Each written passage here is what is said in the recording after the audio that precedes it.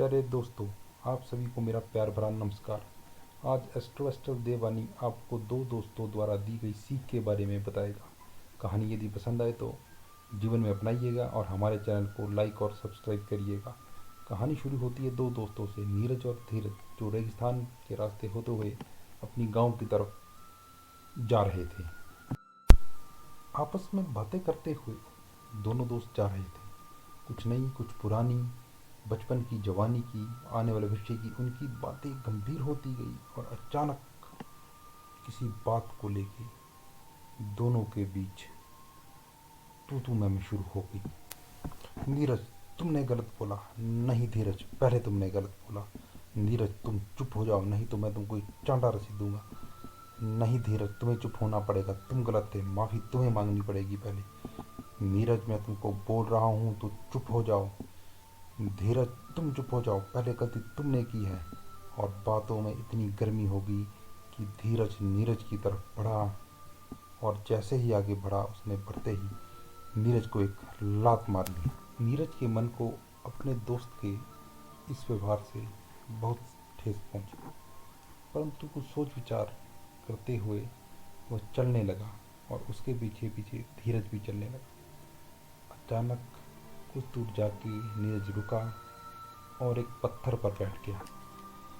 पत्थर पर बैठकर उसने रेत पर लिखा, मेरे सबसे अच्छे दोस्त ने मुझे मारा। धीरज ये चुपचाप ये सब देख रहा था, और ये देखकर फिर दोनों अपने गांव की तरफ चल दिए।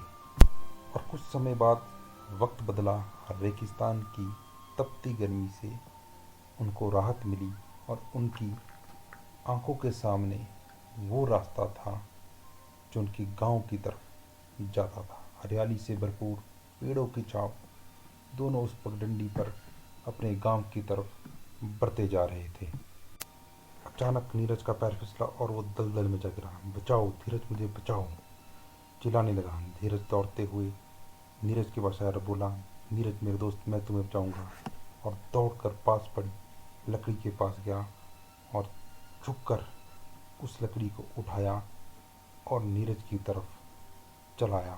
और नीरज के पास पहुंचते ही उसने वो लकड़ी नीरज की तरफ को फेंक दी। और लकड़ी का सहारा लेके नीरज जैसे तैसे बाहर आया और उठकर खड़ा हो गया, और दोनों घर की तरफ, अपने गांव की तरफ चलने लग पड़े।